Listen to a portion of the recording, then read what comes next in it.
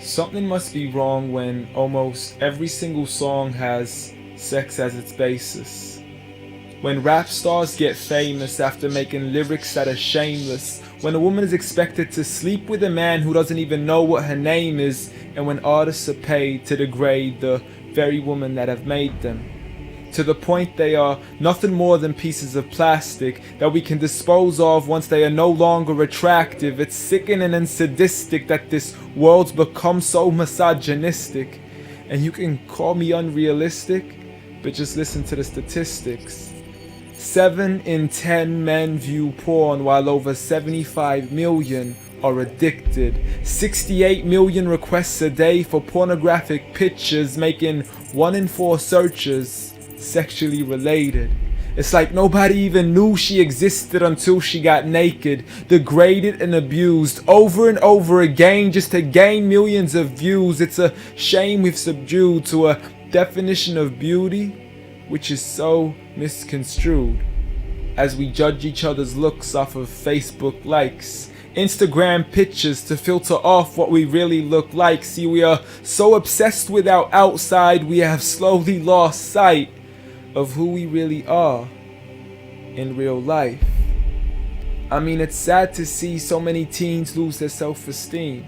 Looking at these magazines thinking they have to look like what they see. Please, you are worth much more than a 2D image on a screen. You are a living, breathing human being. If only you knew what you really mean. Just look into your history books and begin to read of all the girls in the world who were capable to achieve, and you will surely see with certainty females like Fatima al-Fihri, who opened the first ever university, Rufaida al-Islamiyya, the first nurse to perform surgery, and Aisha bint Abi Bakr, the greatest female scholar in eternity.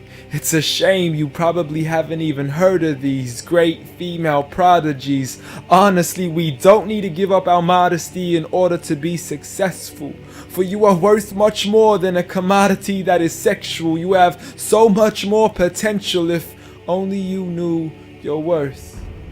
You could be like the greatest of all women to have walked this earth, like Mary, the mother of Jesus, chosen by Allah to be an example for the believers, a woman who stood strong even when she was abused, falsely accused and ridiculed for things she'd never ever do, so it didn't really matter when there was nobody else beside her, for she knew that God was Ar-Razzaq and her ultimate provider, and she had a trust in Him alone.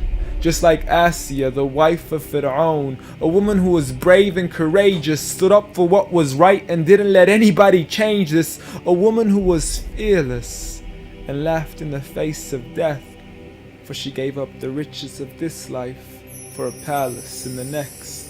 Next up, Khadija, the mother of the believers, a wealthy merchant who had nurtured the Prophet for over 25 years, his first wife, the love of his life and the mother of his kids. She was the first to believe in him when nobody else ever did. She just is, beyond any words that can make you understand. So much so that even Allah sent her His salam. She was grand and Allah assured her, just like her daughter, Fatima, the master of all women in paradise, a woman who would shine so bright she was nicknamed as Zahra, the splendid one with the most generous of hearts, a woman who gave up so much of her food she had no choice but to fast. She would fight on behalf of her father even as a little girl. And such are the examples of the greatest woman in the entire world. And it had nothing to do with how they looked, but for who they truly were. So ignore the standard of success defined by society, when God has said that the best of mankind are those who have piety, regardless of your shape, your color, or your race. For God does not look at your bodies, nor does He look at your face. Rather, He looks towards your heart and checks your faith. So at the end of the day, it doesn't matter what the people say or who they think you are, when you could be like the greatest of all women in the eyes of Allah. What are we thinking? Start with Maria, as we had a wow from Maria. Okay. I mean, I don't know yet. Let me just process it. It's quite a lot. Yeah, I just like the fact that he mentioned about the faith and your heart as well, because I think lots of people forget that element of like, as human beings, like everything becomes like, in terms of like faith, it's all to do with your heart, and your heart will take you to places wherever it is that's, you know, meant to be. I think life sometimes can rock people in a different way, and sometimes we forget, you know, how faith works and how the heart is, like what its purpose is, to guide you through life and to find God.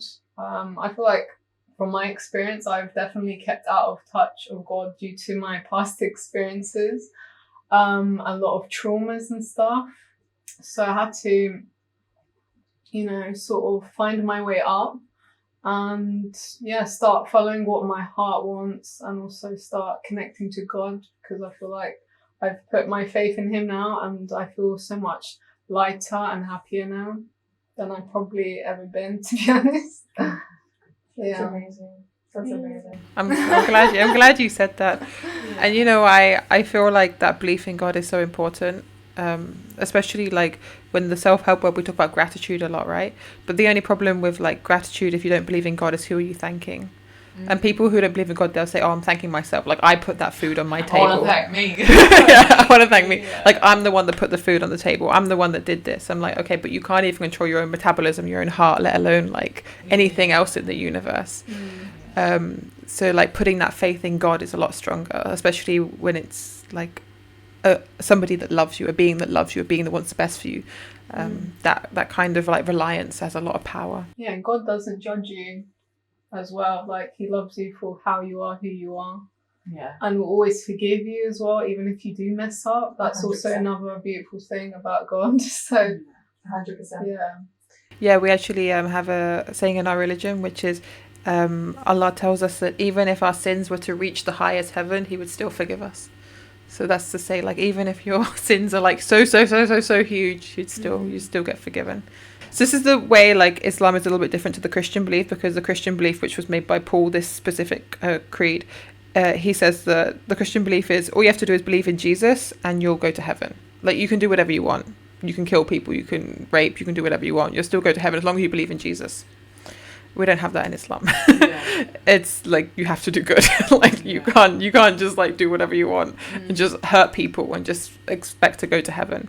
We still have the justice system in place. Yeah, I quite like that, to be honest. And also because if somebody seriously wrongs you, like someone does really bad against you, you know that there is going to be something there. Like, it's not just going to be like in the Christian belief, it's like, okay, this person's killed my mum, they're still going to go to heaven because they believe Jesus is God. But in Islam, it's like, no, like they're still going to get like... Don't worry. Yeah. He'll sort it out. Justice is still going to happen. We'll look after him. So this is where like Islam is a little bit different, because you got the Abrahamic religions, right? You got Judaism, Christianity, Islam. So like Judaism says you have to be born a Jew to go to heaven. Like, you can't go to heaven if you're not born a Jew. You can't convert to Judaism. You have to be born a Jew. Oh, well, that's a bit really not elitist, kind of almost not racist, but a bit kind of like believing that you have to be born into a certain race. Exactly. Yeah. That's why you don't see Jews preaching, because like you can't become a Jew. Like, you could be born a Jew, but you can't become a Jew. And then Christians say that you can go to heaven as long as you believe in Jesus, but if you do bad, it doesn't matter. And then Islam has like the middle ground. You have to do good. Like, you have to do good. Anyone can be Muslim. Like, anyone can be Muslim. You'd have to be born into Islam. But also you can't just go around doing whatever you want, hurting loads of people and not repenting, and then go to heaven. What do you think about the video? Sorry, we digress. I was just following it because obviously it was spoken word, so I was just enjoying the rhymes and the half rhymes. I could see what he was saying, and it was showing that actually Western culture can degrade and restrict women. Sorry. Just talking about how